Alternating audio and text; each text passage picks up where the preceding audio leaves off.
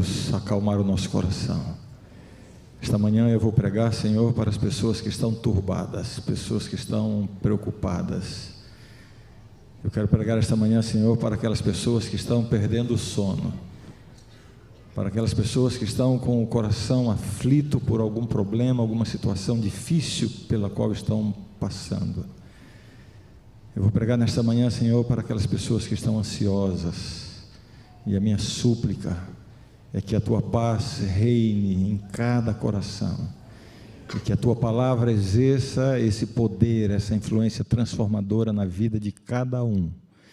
Eu oro não apenas em favor desses milhares de pessoas que estão aqui dentro da igreja do NASP nesse momento, mas por tantas outras pessoas que nos acompanham através da internet, que cada uma seja alcançada agora com o Teu Espírito, e que a Tua paz entre em nossa vida e em nosso coração, em nome de Jesus, amém, amém.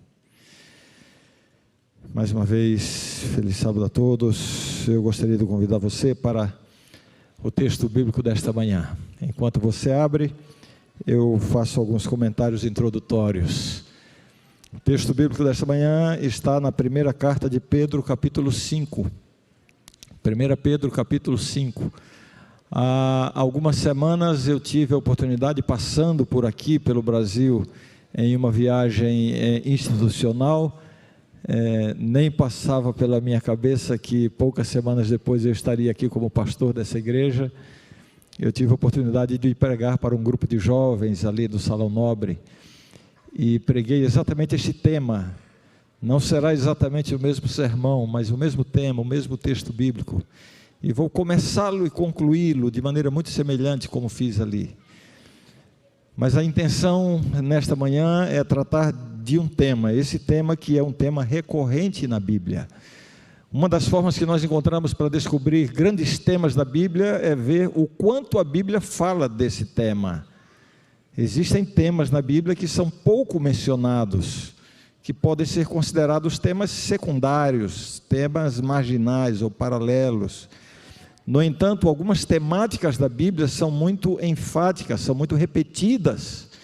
E quando você tem um tema na Bíblia que é muito repetido, é porque Deus está muito interessado em que a gente entenda a respeito deste tema. E um dos temas recorrentes na Bíblia é o tema da ansiedade. Alguém aqui sabe do que eu estou falando, não? Sim ou não? Se ninguém souber, ou se ninguém precisar que eu fale sobre isso, eu mudo agora mesmo o sermão.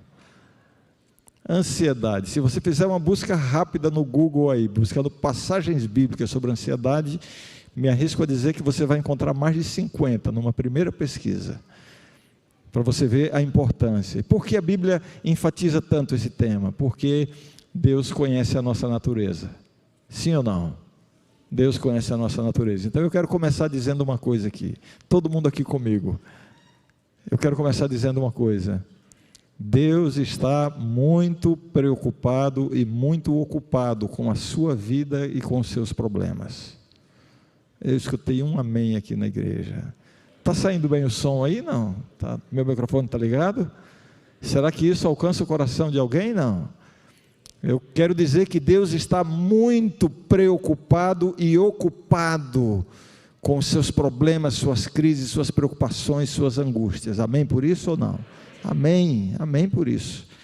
Então eu quero convidar a ler um texto da Bíblia, esse texto que eu acabo de anunciar, que está em 1 Pedro, primeira carta de Pedro, capítulo 5. Me permitem contar uma história antes do texto? Sim, essa história nos vai ajudar a entender exatamente o objetivo aonde eu quero chegar. Essa história é uma história da minha infância. Por falar da minha infância, eu recebi semana passada a surpresa, né? Semana passada eu estava aqui e recebi a surpresa do meu filho que estava dentro da igreja, eu não sabia, e ele disse assim pelo WhatsApp: pai, estou sentado a 5 bancos atrás de você. E eu olhei ali. Dessa vez a surpresa não é tão grande assim, mas eu acabei de receber um WhatsApp da minha filha Renata, que mora na Espanha, dizendo: pai, estou assistindo aqui, vou ver o seu sermão. Então, que alegria para mim. Quando eu era muito pequeno, Aliás, em toda a minha infância e adolescência, né, eu convivi com o meu pai sempre sendo comerciante, pequeno comerciante. Nós crescemos num morro, o que hoje se poderia chamar de favela ou comunidade, no ABC Paulista, em Mauá. E meu pai tinha um pequeno comércio, eu não sei nem se poderia chamar de uma mercearia, uma vendinha, era a venda do seu Zé. E meu pai levantava muito cedo para servir as pessoas que desciam do morro para comprarem o pão e leite. E muitas vezes, por causa do movimento pela manhã, o meu pai chamava um dos filhos, e muitas vezes eu a gente descia os degraus assim de casa, ia para a vendinha ali, e aquele movimento, né? E a maioria das pessoas dizia: seu Zé, me dá um pão e o leite, seu Zé, me dá um pão e o leite. Houve uma época, lá pela década lá vai para o passado, eu não vou dizer aqui para ninguém ficar fazendo conta, mas há muito tempo, em que não me lembro porquê, eu era muito pequeno, né? Não me lembro porquê, houve certa escassez de leite, não sei se no Brasil ou em São Paulo, não sei, eu sei que se criou uma regra, né? Os padeiros, quando entregavam o pão e leite para os comerciantes, diziam: olha, só vende o leite, de preferência um leite por família, e só vende o leite para quem comprar o pão. Então eu me acostumei muito a ouvir a frase do meu pai: só leva o leite se comprar o pão. Seu Zé, me dá um litro de leite. Aí meu pai já dizia: só leva o leite se comprar o pão. Só leva o leite se comprar o pão. E eu repetia isso quando era minha vez de estar ali ajudando meu pai, e alguém dizia: eu quero um litro de leite. Aí eu já dizia também: só leva o leite se comprar o pão. E essa expressão, essa experiência me faz pensar em algumas coisas da Bíblia, algumas promessas da Bíblia, que são mais ou menos assim também: você só leva o leite se comprar o pão. Você já ouviu falar sobre as promessas condicionais da Bíblia? Sim ou não? O que é uma promessa condicional? É que para você receber aquela bênção existe uma condição, ou seja, para levar o leite tem que comprar o pão.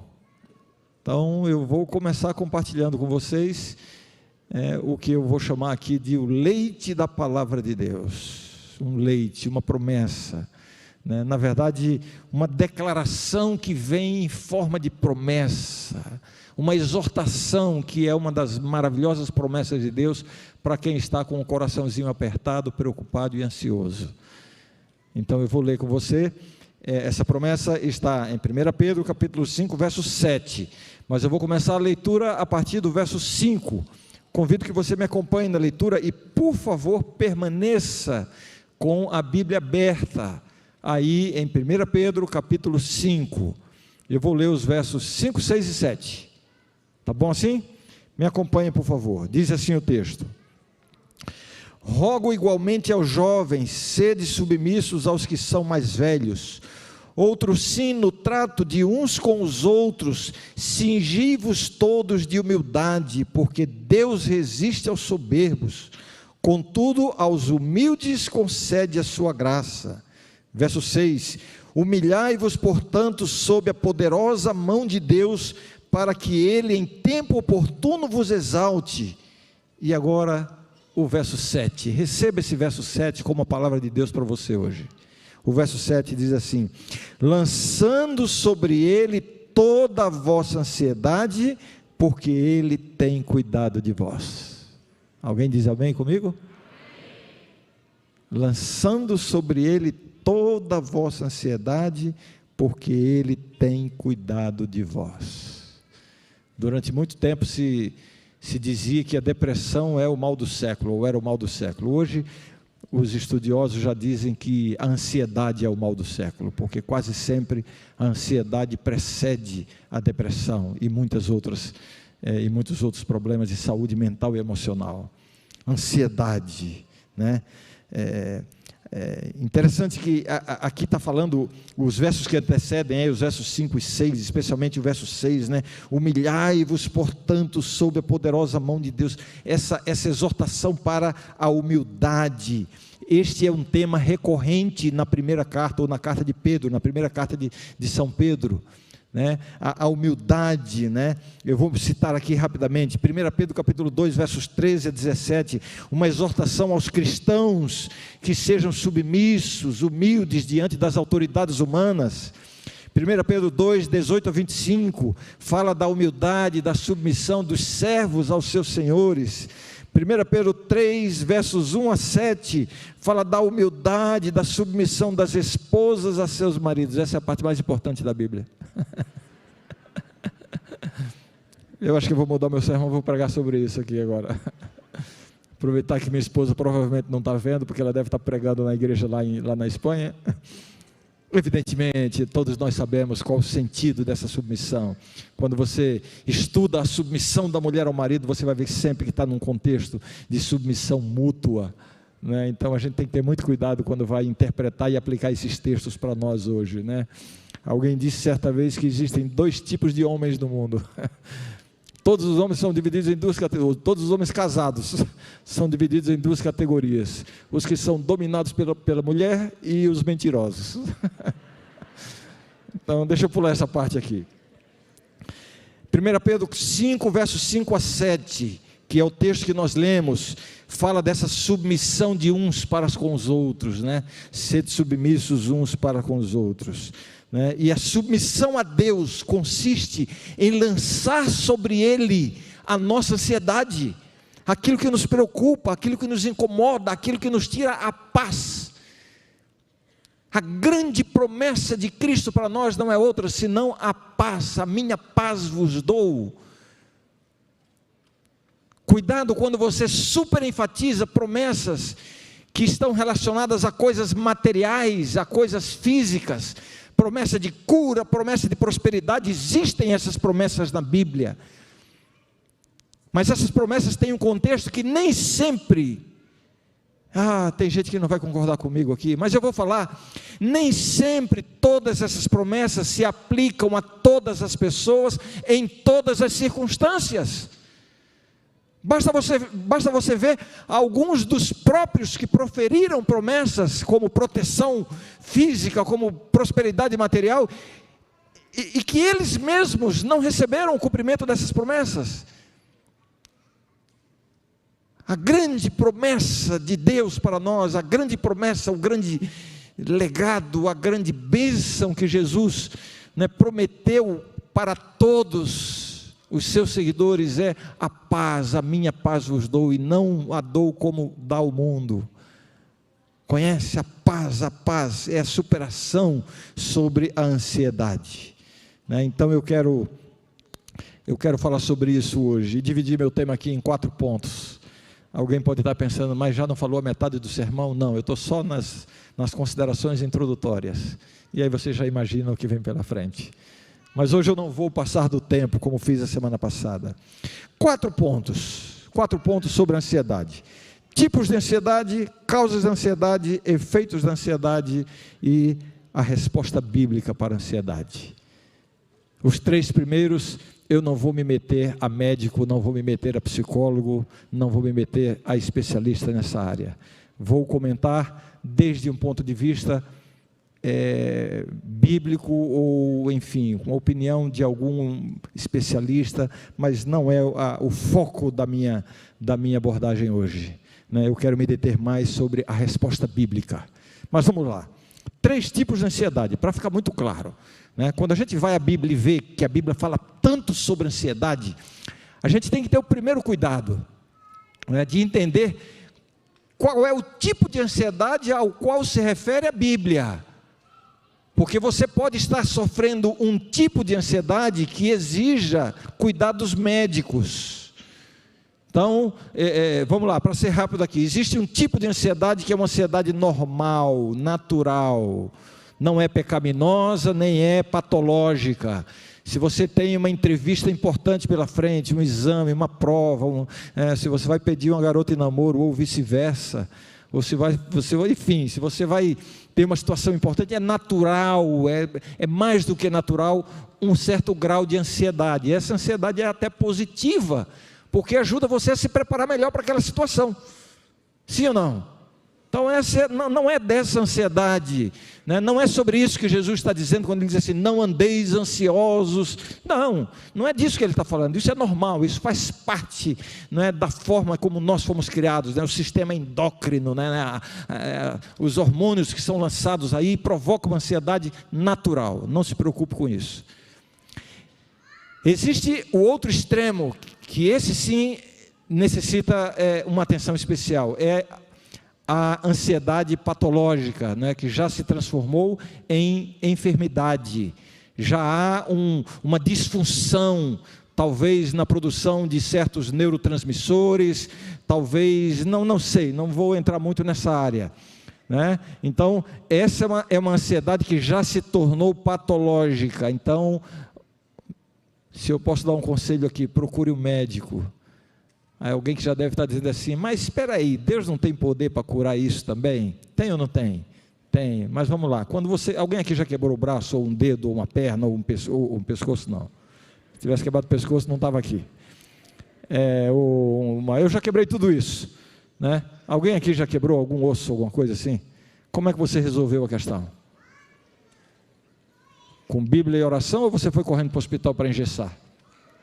Deus atua através dos recursos naturais. Deus mesmo respeita as leis de causa e efeito.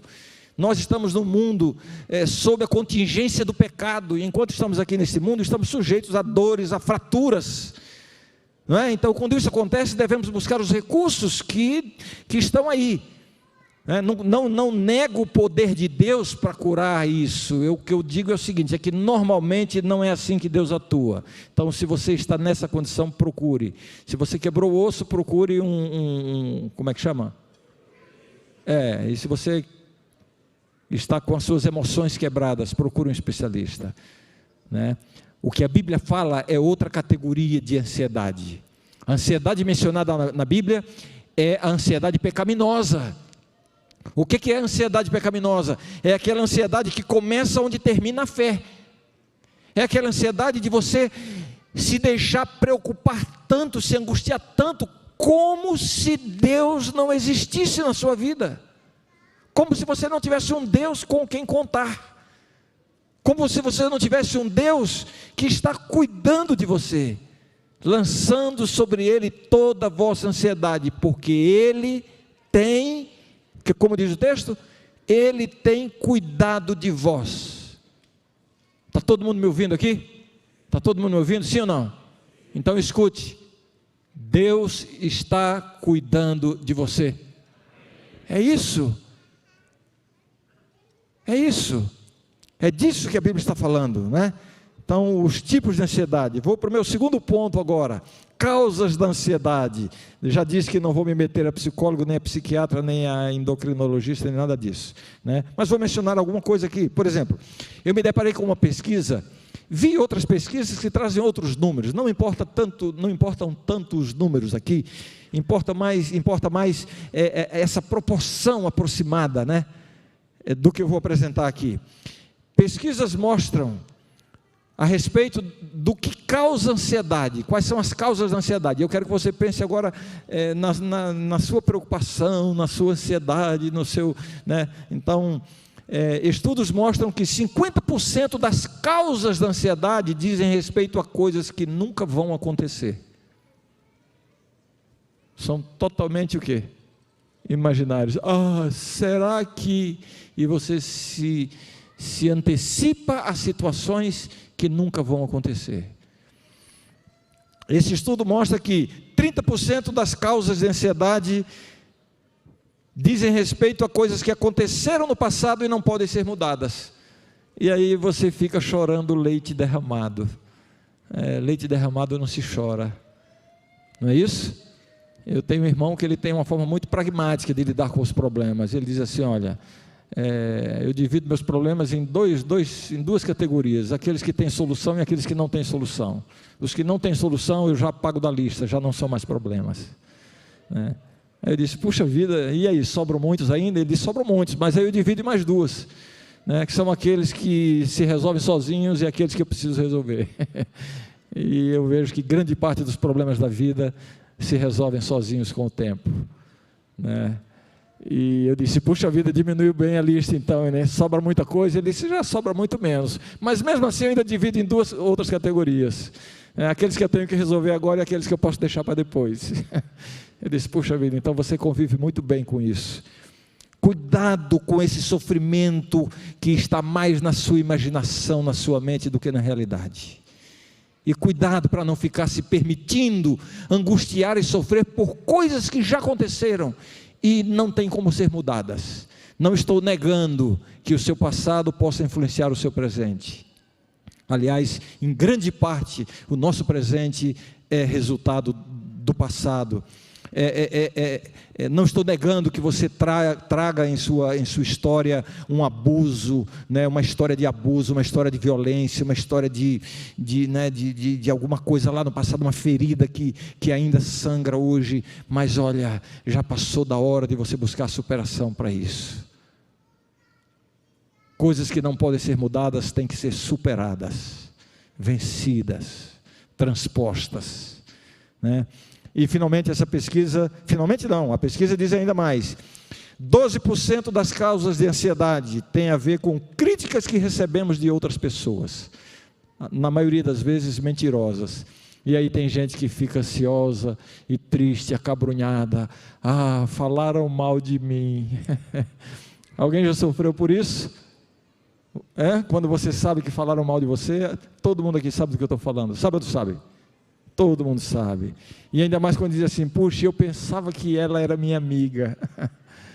E aí eu pergunto, e quantas vezes você mesmo já falou do seu amigo ou da sua amiga? Então, a primeira coisa, temos que ser menos sensíveis a críticas, porque nós seres humanos somos naturalmente críticos. Quando alguém falou mal de você, pode ter certeza, não significa necessariamente que essa pessoa não gosta de você. Isso é muito mais provavelmente um defeito de caráter da pessoa do que um problema seu. Então, couro grosso é um bom remédio. É claro que se há alguma coisa que comprometa a sua reputação, que comprometa, isso precisa ser confrontado, e a Bíblia diz, né, se o teu irmão tem alguma coisa contra ti, vai ter com ele. Agora, não vá ficar correndo atrás de todo mundo que fala qualquer coisa contra você. Aprenda a relevar a maioria dessas coisas. E eu vou dizer mais uma coisa. Não sei se eu digo agora, está sendo gravado isso, né? Está sendo gravado isso. Eu digo ou não digo? Então, antes de eu dizer, deixa eu dizer como foi que aconteceu comigo. Uma vez eu cheguei numa igreja, onde eu era pastor, e logo na entrada veio correndo um diácono para mim dizendo assim, pastor, preciso falar com você. Eu disse, pode ser depois do culto que eu vou pregar daqui a pouco. Não, pastor, que eu estou preocupado aqui, porque é o seguinte, o irmão fulano falou mal do senhor e falou muito mal. E eu disse, isso, na hora de pregar vem isso aí, né? E eu falei, depois você me conta o que é. Não, pastor, eu preciso lhe contar logo, o senhor precisa saber com quem é que o senhor está lidando. E eu, puxa vida, né? Eu já penso assim, né? Emissário do diabo, né? Emissário da discórdia. Mas ele estava tão incomodado de ter que me dizer o que era, que eu disse, tá bom, o que foi que ele me falou? Ele falou isso, 3 coisas lá que eu nem me lembro o que era, e de fato nem me lembro o que era. Quando ele terminou, eu fiquei olhando para ele assim e disse, e o que mais? Ele disse só. Eu disse, mas foi só isso que ele falou? Está achando pouco? E eu disse, estou achando muito pouco, porque se ele me conhecesse mesmo, ele teria muito mais mal do que falar de mim. Ainda bem que ele não descobriu tudo, ainda bem que ele só falou isso, com isso aí está tudo bem. Então agora eu vou dizer o que eu ia dizer, né, para você. Falaram mal de você? Falaram pouco, você é muito pior do que o que falaram. Você entendeu o que eu quis dizer, né? Então, para com isso, né, de querer tirar satisfação de tudo, de querer ir atrás de esclarecer tudo.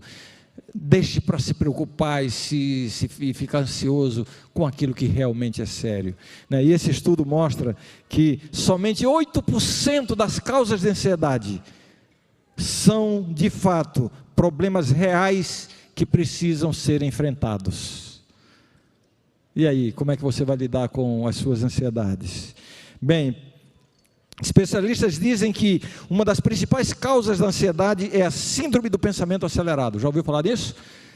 É quando você deita no travesseiro à noite e você está morrendo de sono. Hoje eu vou ter uma noite maravilhosa. Mas quando você reclina na cabeça o pensamento, e você começa a pensar em tudo, e lembrar de tudo, e planejar tudo e tal. Pensamento acelerado. Cuidado com isso, busque ajuda, Os estudos mostram que aproximadamente 80% da população mundial, de todas as idades, sofrem desse tipo de problema, E a causa disso: trabalho intelectual excessivo, excesso de preocupação, principalmente excesso de informação. E a gente vive grudado nisso aqui, Informação para todo lado, informação, o que está rolando, o que está acontecendo, e Facebook, e notícia, e não sei o que e tal. Isso aí vai deixar sua mente certamente propensa à ansiedade, A ansiedade, como disse alguém, é a pressa de terminar as coisas que a gente nem começou ainda. Isso é ansiedade. E alguém disse assim: a ansiedade é causada pela falsa expectativa de que as circunstâncias mudarão. Você está com problema, está com dificuldade, não, isso vai mudar. Tem que mudar. O contexto da minha família tem que mudar. Esse contexto no meu trabalho, isso tem que mudar, tem que ser transformado. E você está sempre querendo mudar, com a falsa expectativa de que quando mudem as circunstâncias, seus problemas todos serão resolvidos. E eu quero dizer para você: não são as circunstâncias que tem que mudar, quem tem que mudar é você. Me ouviu aí? É você que tem que mudar. Bem, deixa eu passar para o meu terceiro ponto aqui, que seriam os sintomas ou efeitos da ansiedade. E esses não vou comentar muito, A ansiedade provoca sintomas físicos, cardiovasculares, gastrointestinais, não vou comentar isso, mal-estar respiratório, sintomas psicológicos, podem chegar a monopolizar as atividades psíquicas, comprometer desde a atenção até a memória, a interpretação da realidade. A interpretação da realidade pode ser tremendamente afetada pelo nível de ansiedade que você esteja passando. Então, cuidado com isso, E um sintoma importante, e sobre esse eu quero comentar um pouquinho mais, da ansiedade, são os impulsos constantes para a mudança. Quando nós estamos muito ansiosos, nós temos um impulso para a mudança. A ansiedade gera a ilusão de que se mudarmos as circunstâncias, tudo será resolvido. Aí a gente começa a mudar. Aí leva a pessoa a mudanças constantes e impulsivas, Mudar de carro, mudar de curso, mudar de amigos, mudar de namorado, mudar de namorada. Alguns casados pensam que vão resolver seu problema mudando de marido ou mudando de mulher, de esposa, Mudar de trabalho, mudar de casa, mudar de estilo, mudar de corte de cabelo, mudar. Isso pode ser simplesmente o impulso da ansiedade, que não está fora de você, está dentro de você. Então essas mudanças não resolvem nada, elas dão uma rápida e momentânea sensação de alívio, mas não resolvem nada. Após a mudança, nós finalmente nos encontramos com os mesmos sentimentos negativos. E outro terrível sintoma da ansiedade é o medo, sentimento de medo, Um especialista disse assim: o medo é a sombra inseparável da ansiedade. Bem, falei muito sobre ansiedade. Agora, finalmente, qual é a resposta bíblica para esse problema? Qual é a resposta bíblica? Como eu disse, há muitos textos da Bíblia que falam a respeito. O meu texto de hoje é 1 Pedro, capítulo 5, versos 6 e 7. Então, o verso 7, eu já disse, é o leite da palavra de Deus, é a grande bênção que diz: lançando sobre ele toda a vossa ansiedade, porque ele tem cuidado de vós. Minha querida igreja, meus queridos, meus amados que me acompanham pela internet, todos, lance tudo sobre Deus, coloque nas mãos de Deus.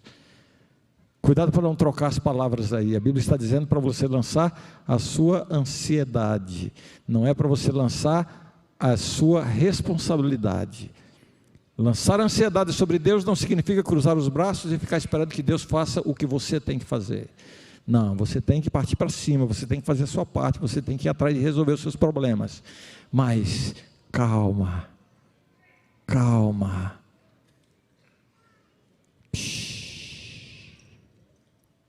Calma, porque Deus está cuidando de você. Lance sobre Deus a sua ansiedade, né? Agora, de que forma eu posso receber essa bênção do cuidado de Deus? Aí eu repito a velha frase do meu velho e falecido pai: para levar o leite, tem que comprar o pão, né? O verso, eu inverti a ordem dos versos agora para dar a sequência que eu desejo. Verso 6, o verso 6 diz assim: humilhai-vos, portanto, sob a poderosa mão de Deus, para que Ele em tempo oportuno vos exalte. Então, primeiro passo, humilhar-se diante de Deus. Humilhar-se diante de Deus. Essa expressão aqui na gramática do texto original nos mostra uma linguagem passiva, e o verbo está na voz passiva, portanto indica uma condição, não uma conduta ou uma exortação. Significa ser humilhado sob a poderosa mão de Deus para que Ele vos exalte. Significa aceitar que as provas que Deus nos permite tem um propósito para a nossa vida. Aceite isso.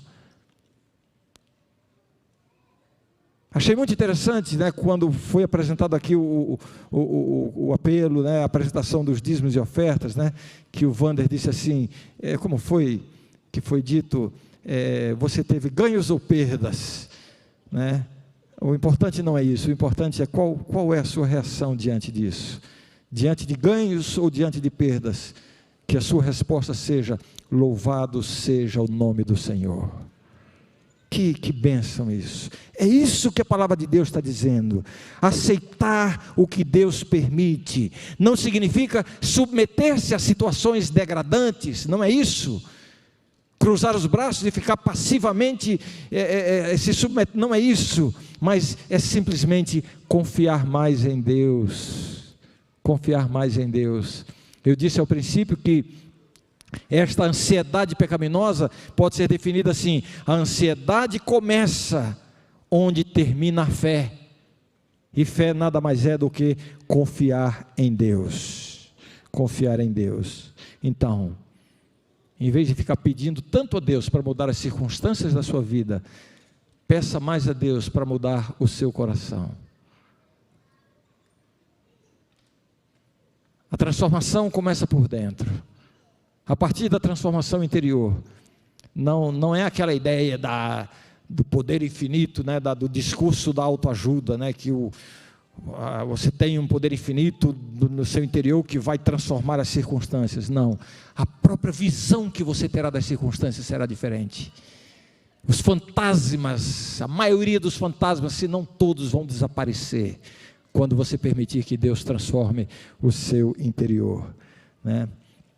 Quais são as suas ansiedades? Insegurança, desespero, incertezas, ofensas, dúvidas, dívidas, medos, dor, sofrimento. Calma, Deus está cuidando de você. Confie mais nele, né? Confie mais nele. E agora, o meu último tópico, e com isso eu quero fazer a conclusão da mensagem de hoje.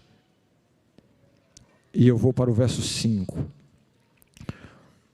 O verso 5 diz assim, estamos em 1 Pedro capítulo 5 e agora o verso 5. Rogo igualmente aos jovens, sede submissos aos que são mais velhos. Outros sim, no trato de uns com os outros, cingi-vos todos de humildade, porque Deus resiste aos soberbos, contudo aos humildes concede a sua graça. Eu não vou trazer aqui, os jovens têm que respeitar os mais velhos. Não é essa a ideia, isso está explícito no texto. Eu quero extrair aqui o que está implícito no texto. Esse verso 5 está tratando de quê? Está tratando do nosso relacionamento com as pessoas. Você percebe isso no texto? Sim ou não? O nosso relacionamento com as pessoas. Então eu sumarizo, eu sintetizo a ideia do verso 5 com essa expressão: respeito e humildade no relacionamento com as pessoas. Deixa eu fazer uma pergunta aqui. Quantos aqui querem receber o leite da palavra de Deus, a bênção de receberem o cuidado de Deus da sua vida e ficarem libertos da ansiedade? Quantos desejam? Você quer levar essa bênção para casa hoje? Você deseja levar essa bênção para casa hoje, sim ou não? Então, para levar o leite, tem que comprar o pão. Aí eu faço a outra pergunta: como estão os seus relacionamentos com as pessoas? Como você tem tratado as pessoas? Você quer tanto o cuidado de Deus para a sua vida? Senhor, meu problema, minha família, olha meu filho, minha filha, olha essa situação, e a situação financeira, e a saúde. Você está todo dia, o dia todo e a semana toda buscando o cuidado de Deus. Mas a pergunta que eu faço é: o quanto você está dedicando do seu tempo, da sua energia e dos seus recursos para cuidar das outras pessoas? Esse é o ponto. Receber o cuidado de Deus, ele é quase que um resultado, não é? Da maneira como nós tratamos as pessoas. E aqui eu poderia falar de muitas coisas. Eu poderia, por exemplo, dizer que nunca haverá desculpas para que você seja grosseiro com alguém. Nunca há desculpas para que um cristão seguidor de Jesus Cristo seja grosseiro com alguém. Isso não existe, não cabe. Uma vez eu falava sobre isso e alguém disse assim: pastor, mas Jesus chamou os fariseus de hipócritas e raça de víboras. E eu disse: mas você não é Jesus.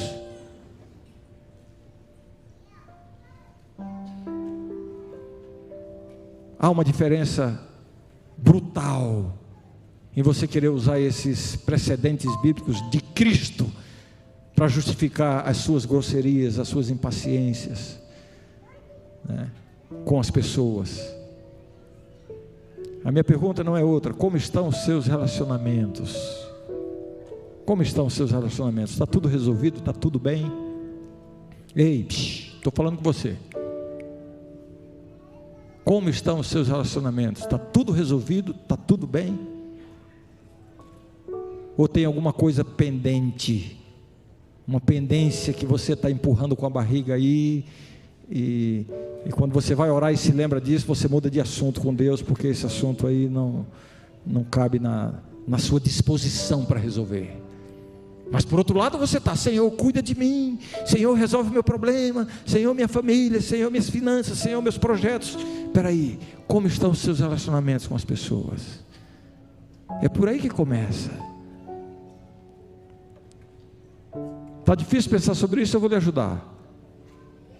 Como é que estão as coisas dentro da sua casa, com os seus filhos, com a sua esposa, com o seu marido?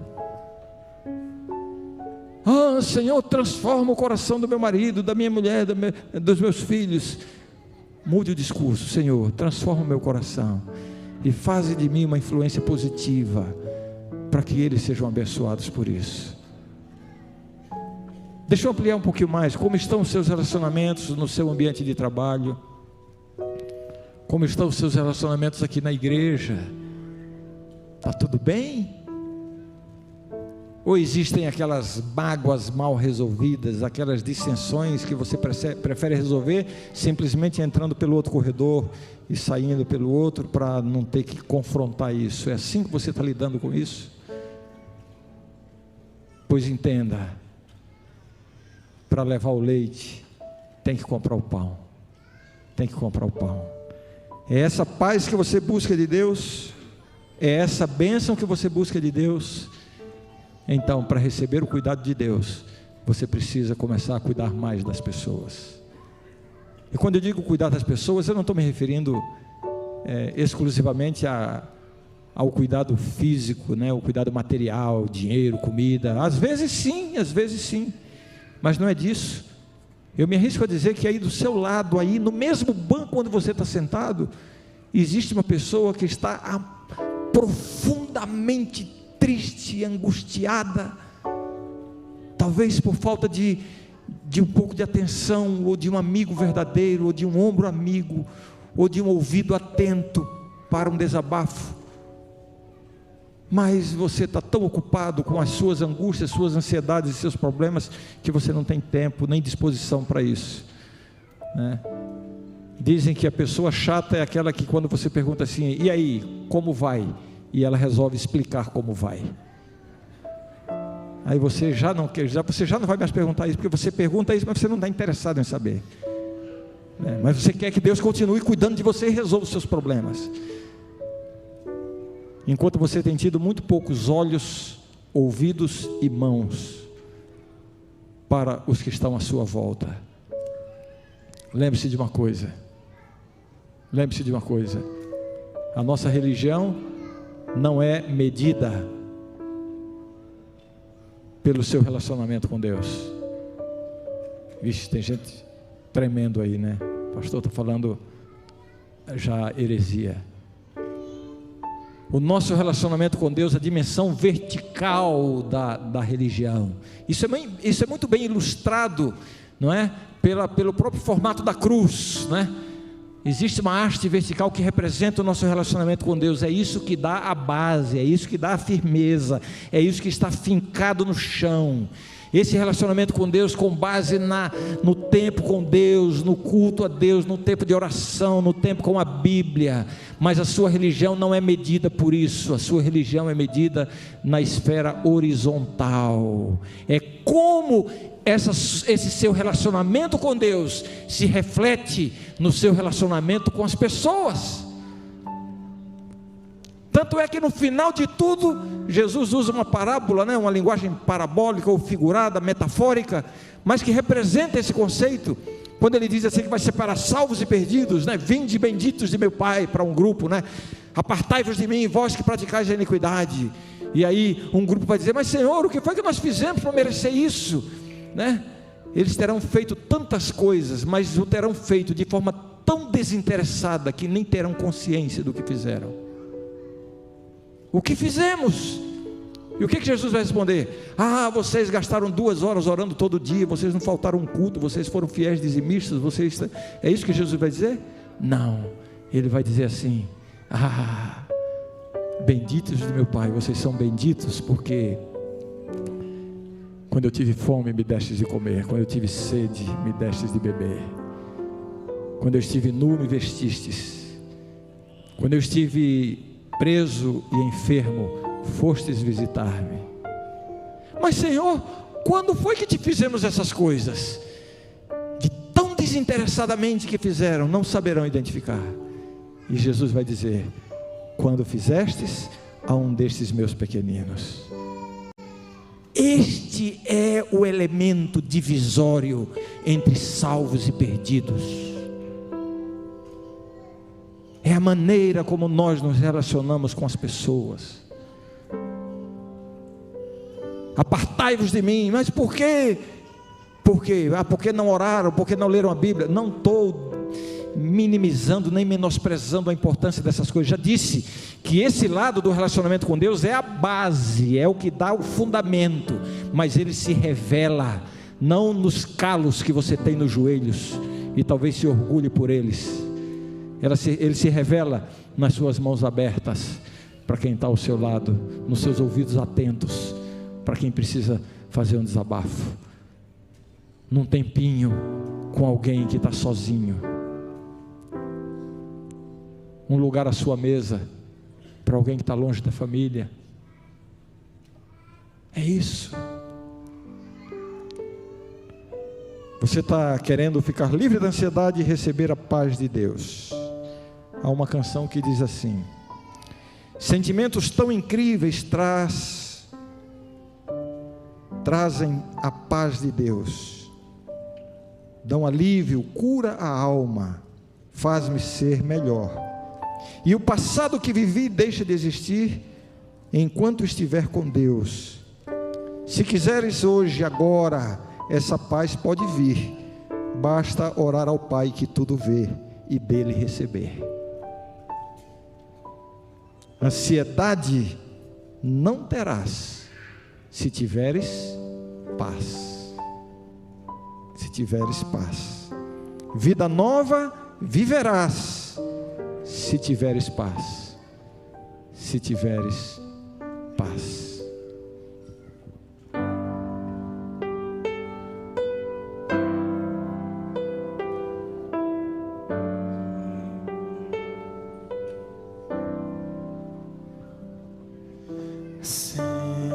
Sentimentos tão incríveis, traz a paz de Deus, dá alívio, cura a alma, faz-me ser melhor.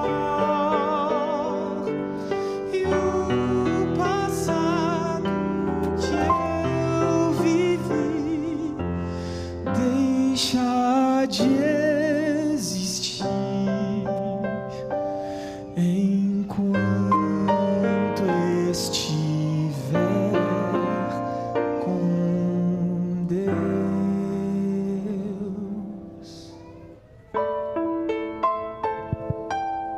Eu quero fazer um convite, enquanto o Felipe continua cantando. Como estão os seus relacionamentos? Existem pendências que precisam ser resolvidas? Eu quero lançar o desafio do céu, para que você use a tarde de hoje, quem sabe este domingo, no máximo esta semana, para você tomar iniciativas, de mandar uma mensagem, de fazer uma chamada ou de fazer uma visita, para resolver as pendências que há. A Bíblia diz: o quanto depender de vós, vivei em paz com todos os homens. Se a sua iniciativa não tiver uma resposta positiva, não é problema seu, mas você não pode ficar passivo, você tem que tomar a iniciativa. Na medida que o Felipe continua cantando, eu vou orar no final. Quem desejar assumir esse compromisso de fazer algo esta semana para resolver isso, eu convido que fique de pé para a gente orar juntos ao final.